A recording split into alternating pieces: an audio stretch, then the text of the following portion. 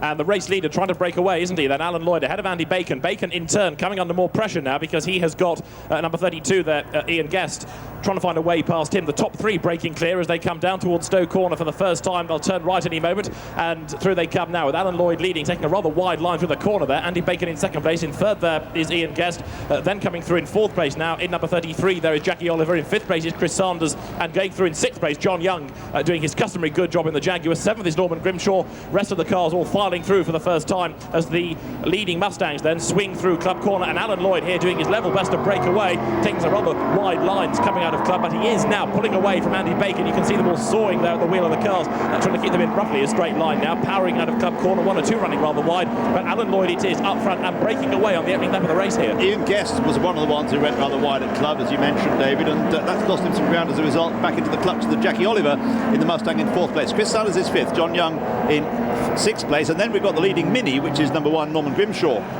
on the Cooper S, which Barry Williams will be taking over. So you're suggesting that the leader is breaking away. They're pulling off, I'm afraid, one of an unusual car, the Chevrolet 150. Tony Jardine just doing the one lap in that car and now pulling off onto the grass. So that Chevrolet, I'm afraid, out of the race. And diving up on the east side of Jackie Oliver is one of these pesky Minis. In fact, they both mugged him this time. Numbers 1 and 2, Grimshaw and also now Nick Swift, have both got ahead of Jackie Oliver, who's thinking, hang on, a Jaguar I can understand. 2 Minis, I don't like this. And now the Mustang is fighting back. There they are on the screen. The Minis are side by side. And Jackie Oliver about to swap them aside, I think, if he can possibly do it in the Mustang, but they're right on the limit. Number 1, Norman Grimshaw flinging the car, coming out of Club Corner. Right with him is Nick Swift, and then Jackie Oliver thinking, how exactly did they get ahead of me? Up towards Abbey they go now. Great battle between the three of them. We reckon the Mustang is probably running short of brakes. The Minis, of course, don't need brakes, although Barry Williams insisted that they did occasionally. But anyway, at the moment, the Mini's ahead of the Mustang then, but Jackie Oliver being out-braked by the, well, if you call it braking on the Mini going out to Stowe Corner. Oh dear, John Dooley's Alfa Romeo there, out of the race. You can see it on the screen. I think that's John Dooley as well. Yes. Wave, John. Is it John? Yes. We'll look the other way. I think it's a very sad sight, that. Right, so the leaders have gone through,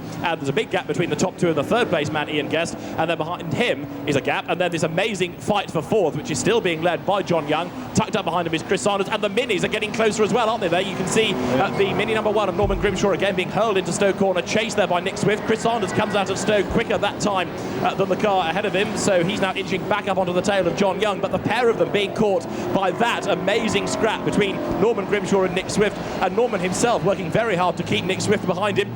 Through Club Corner they now go, right on the limit there. You can see the tyre smoke, but a great sight and a tremendous battle, and all the while it is getting nearer to that fight ahead between the Jaguar and the Cortina of Chris Sanders. That's right. Now only pit stops, this is their lap time, just to see how we're fixed with that times. Chris Sanders lapping 2:17.2, the Minis lapping quicker, 2:16.4 by Norman Grimshaw, 2:16.7 on the last lap by Nick Swift.